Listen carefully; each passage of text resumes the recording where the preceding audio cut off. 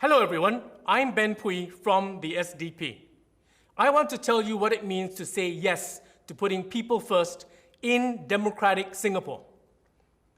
Democracy is about an elected government, consisting of majority votes ruling party, being held accountable to Parliament, which represents you, the people. The person you vote into Parliament is your representative, not only to speak up for your interests, but also to hold the government of the day accountable to you. The government is formed by the ruling party,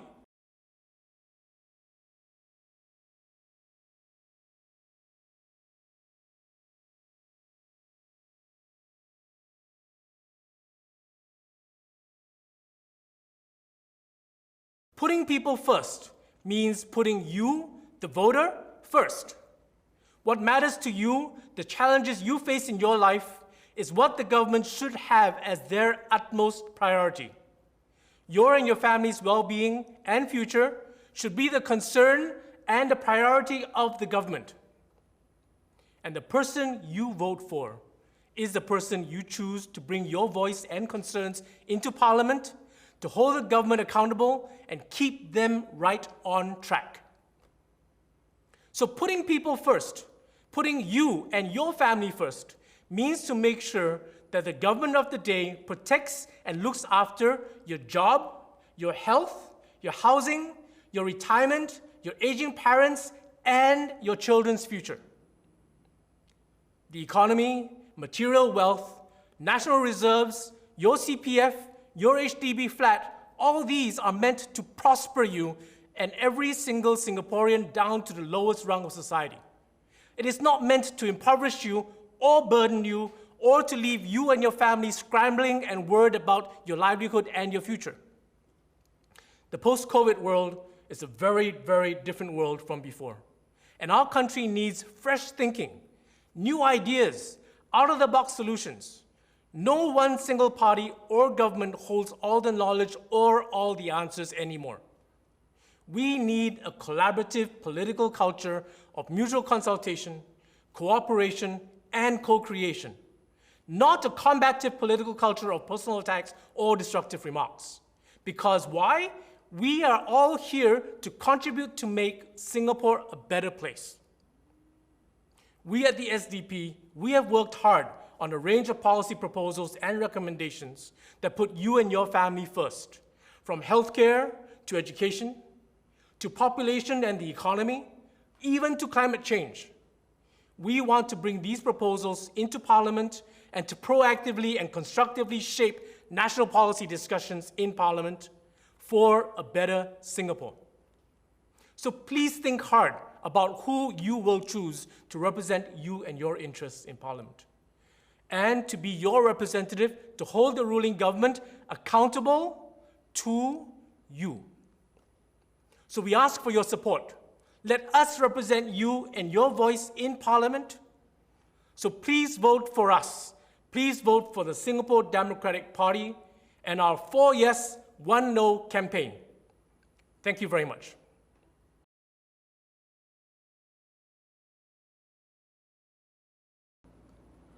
Hello, my fellow neighbours of Holland-Bukit, Timah and Bukit Panjang. The SDP has contested at these areas in at least the last 2 elections. We thank you for your encouragement and support as we continue to work hard for you and never giving up through these years. Besides being a resident of this area for the last 25 years, I have also been helping out with the SDP in the last 5. May I ask upfront that you give my team and I the opportunity to represent your voice in this coming term of Parliament.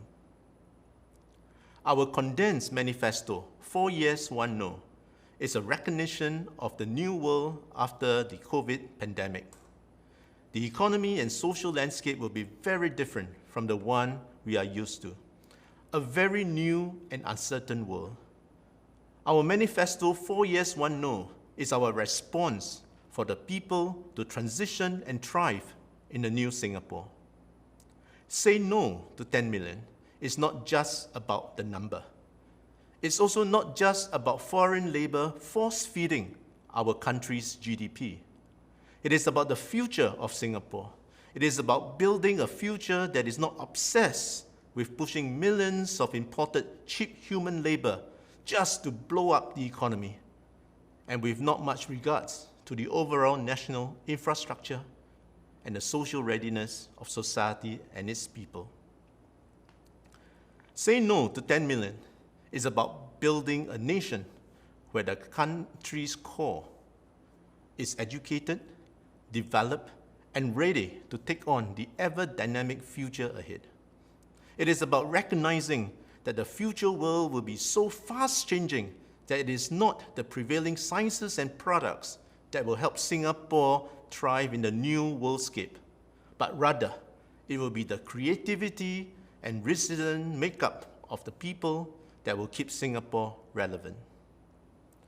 The rise of the knowledge economy has now been accelerated by COVID, and we need the whole of Singapore to quickly plug in to Industry 4.0.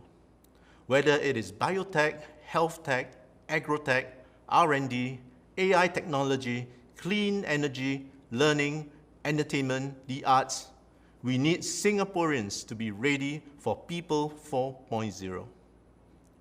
In the new world, we cannot keep on doing the same thing, expecting the same thing, when the world is no longer the same thing. We cannot afford to stand still. We need to press ahead just to stay relevant. To take on the fast and ever-changing world ahead, Singaporeans must be encouraged to question the status quo, to have the courage to test preconceived notions and push existing boundaries. We must dare to try and be prepared to fail, and then have the community support so as to help pick ourselves up, so that we can try again. This kiasu kiasi mindset must be discarded so that our people can be nimble and agile for this new world. How can we prepare Singapore for this? We need to relook at our education and training philosophies. We must look at our school curriculum. We must look at our work cultures. We need to promote creativity. We need to encourage innovation. We need to learn to take and handle risk better. We need to be flexible and responsive. SMEs are naturally responsive to changes in the environment and are better able to leverage and take the advantage much earlier. Powerful small speedboats are better at maneuvering around obstacles than huge heavy aircraft carriers. So we need to rebuild and strengthen our SME base. We need to intentionally promote enterprise and support new ideas better. We need to do this so that we can thrive and be relevant to this new global future. Singapore must change its old ways of doing things. Singapore needs new ideas. Singapore needs a fresh set of hands and minds. Enough of the past 60 years of historical chest beating and self-congratulation. The league tables are no longer relevant.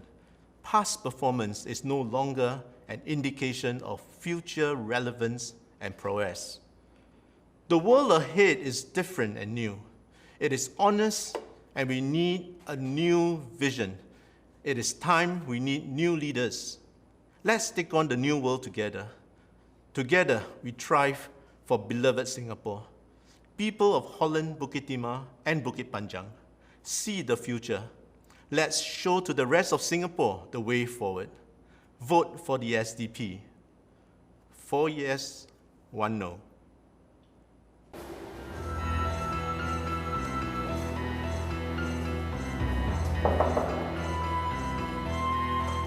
Hey, are you see me?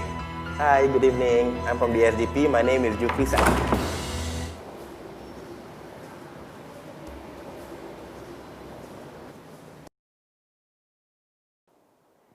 Oh, hello, madam. Yeah, I'm calling from the SDP. My name is...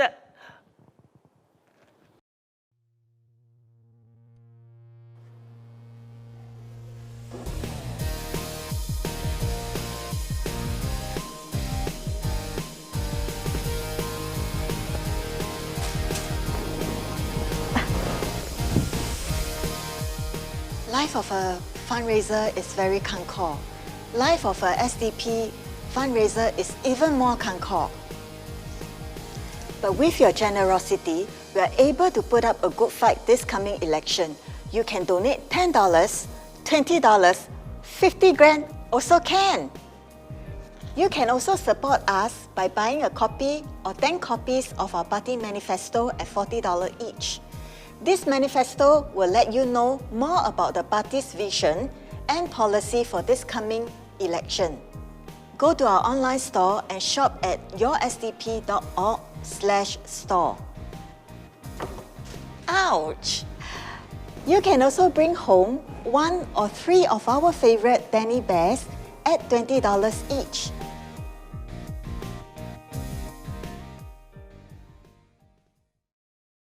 As a Singaporean, I'm worried about the ongoing development of the COVID-19 crisis. When we have politicians who put the party before the people, we get a COVID task force consisting of PAP politicians and not people who understand infectious diseases.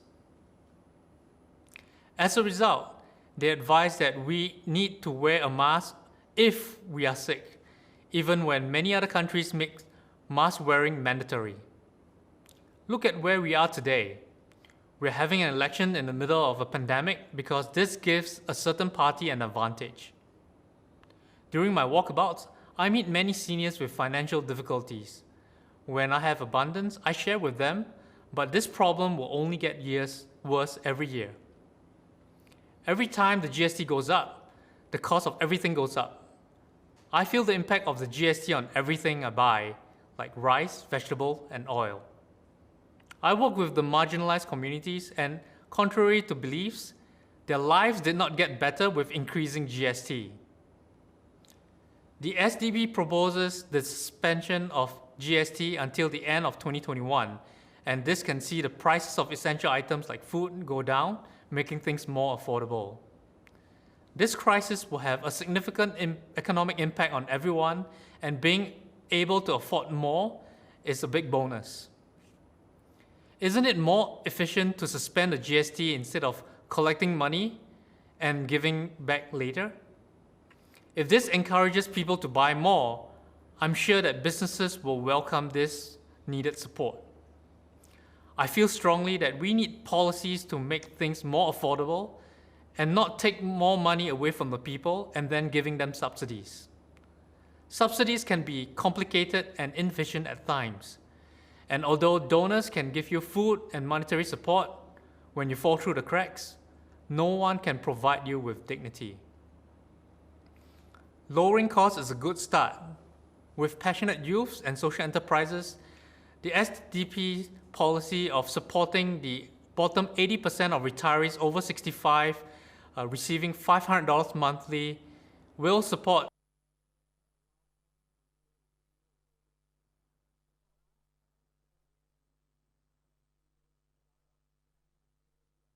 of 2021.